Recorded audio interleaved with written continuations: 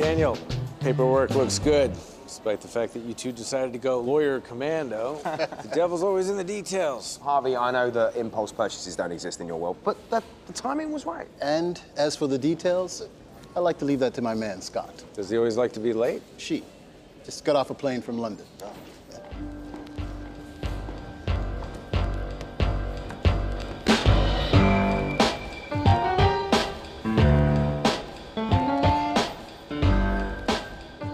Meet Ms. Dana Scott. Welcome. Hi, thank you. Scottie. Harvey. Oh, you two know each other? We went to Harvard Law together. Harvey was 5th in the class and I was, I forget, what was it? Married to the library? That's right, number 1. Number 1 at studying. Okay, this way. Tell me, Scottie, what's my success rate against you in the real world where we practice real law? Oh, Harvey, there should be no winners or losers in a merger, just a happy new couple. That's right, 3-0.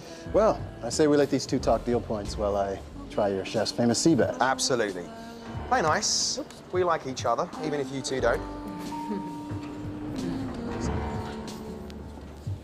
Married to the library? It's not my fault. Library was the best you could do. Do you have the preliminary proposal? No, I just flew in from London completely unprepared. Try not to be intimidated. I use some big words. Overcompensation isn't that big of a word. It isn't? I can hardly wait to see the work of a senior partner. I see my promotion popped up on your Harvey Specter Google alert. That's not all that's going to pop up.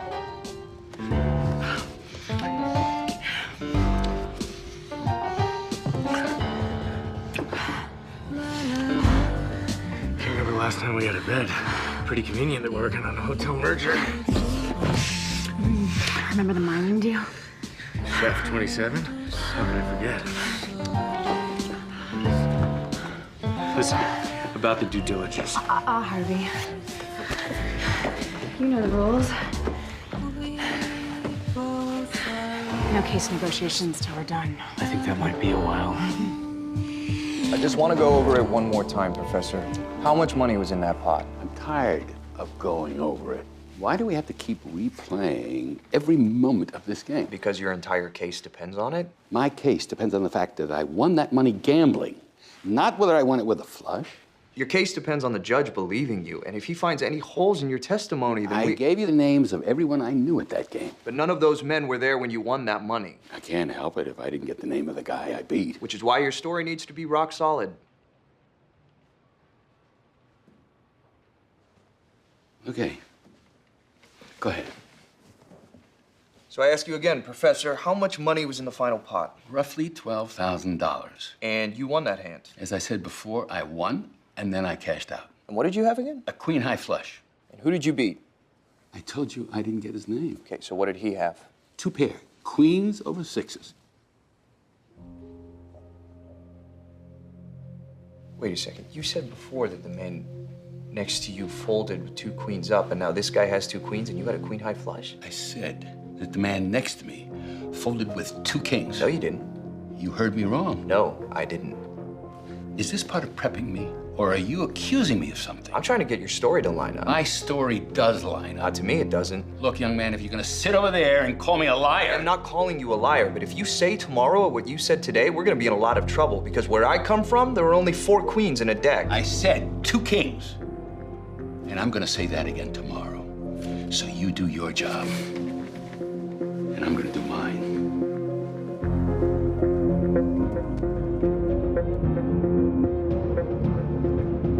He's lying. What are you talking about? Gerard's story about winning all that money playing poker is bullshit. All right, slow down. What the hell happened? I did the math and the hands don't add up. What do you mean you did the math? I mean, first he said that he drew a queen on 4th Street, and then when I pressed him about it, he... Wait a second. This conclusion is based on him recalling hands under cross-examination. Harvey, I got kicked out of Atlantic City for counting cards. I know this shit. Doesn't mean he's lying. I got a little experience with that too, and I'm telling you, he was. Or maybe he's tired. Or maybe I'm right. Or maybe you don't know what the hell you're talking about. Why are you defending him? Because you asked me to.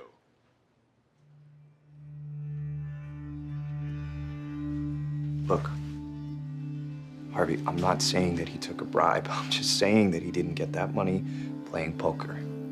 Well, unless he admitted that, he's testifying tomorrow. Since when do you stick your head in the sand? Did he admit it? No. He didn't, but he screwed up the details, and he shouldn't have.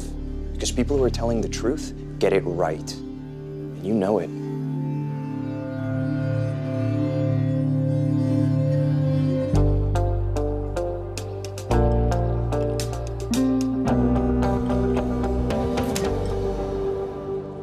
What's that? Jacks full of fours. I can see that. But why? Why is it staring you in the face? It's what I threw down the last time I won a huge hand. It was 6 weeks ago, and I can remember every hand that every player at that table had. Now, if you won money the other night, you'd remember it too. I do remember. And as I explained to your associate... Yeah, stop bullshitting me. Where the hell did that money really come from? Because if you don't tell me the truth, I'm canceling that hearing right now. It came from a student of mine. For what? In exchange for changing his grade. Jesus Christ, for $25,000? He was going to fail my class, and that would have stopped him from getting an offer from... You goddamn hypocrite. You preach about ethics and you do this? This is about ethics. And you don't have any idea why I did it. I don't care why you did it. I care about what you're making me do because I'm not supporting perjury. Well, you tell me that you've never done anything worse. I knew it. You would do it for someone else, but not for me. You know what, Professor? There's a small part of me that actually thought that you came to me because you thought I'm the best. But you just think I'll do whatever it takes to win. Isn't that what makes you the best?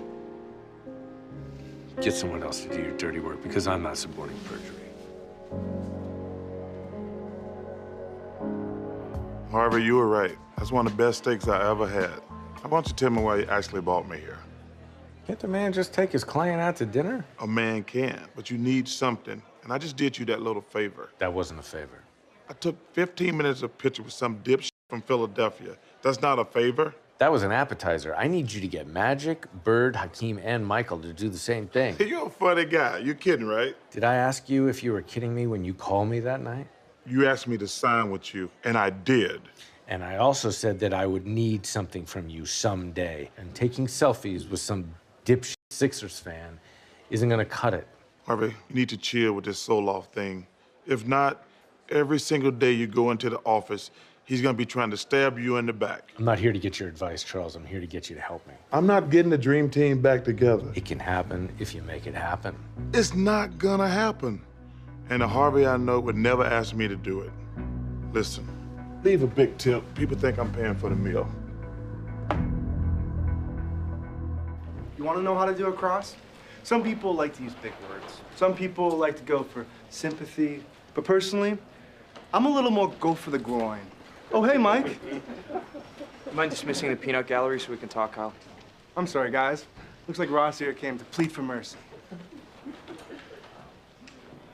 If you're here for the witness exhibit exchange, don't bother. I already know who you're gonna call and what evidence you're gonna use. Actually, I'm not gonna call any witnesses or present any evidence. Let's settle. Or I could beat you. The plaintiff has shown a pattern of making derogatory statements about my client. Hearsay. Not the emails. Which have no tone of voice and are subject to interpretation. Which is exactly why your argument is shaky at best. Then beat me in court. Kyle, there is a reason that Harvey chose me to be his guide. You really want to find out what that reason is? And how do I know this isn't some sort of trick? It's not a trick. This is our chance to stand out. Look, settling gets us in and out of there in 5 minutes. You drop the suit, and you and I spend the rest of the week making ourselves indispensable to the partners while everyone else buries their heads in Candyland Court. I'm going against my better judgment and trusting you. Shall we have a deal?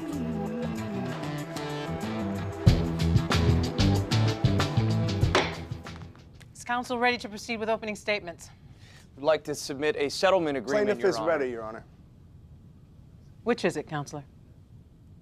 The counsel for the plaintiff and I agreed to a settlement yesterday. He must have misunderstood. We had discussed, but I never agreed to anything. Do you have a signed agreement?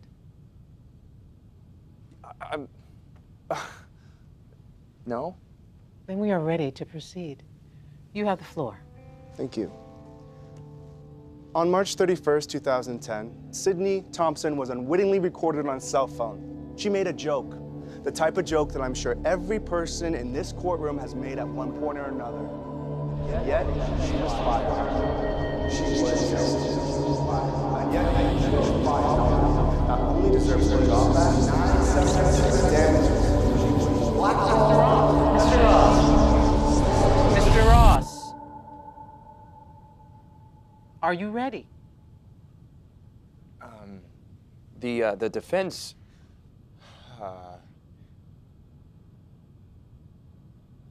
According to Bowmaster v. Whiteley, if the party to a settlement is surprised by the repudiation of the settlement, then the court must provide reasonable amount of time to prepare for the trial.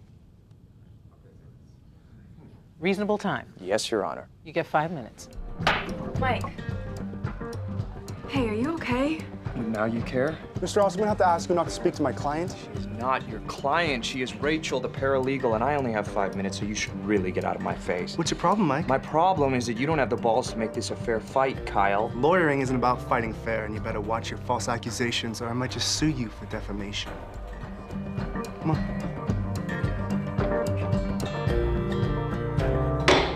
The defendant wishes to countersue. On what grounds? I believe that's my line, counselor. Defamation of character. The plaintiff's video negatively impacted the perception of Lena Lunders and impaired her financial well-being. That's ridiculous, Your Honor. In order for there to be defamation, the statements made would have had been false. That's not the case here. Then you should have no problem proving that in court. Countersuit is allowed. Are you serious? Would you like to approach the bench and find out how serious I am?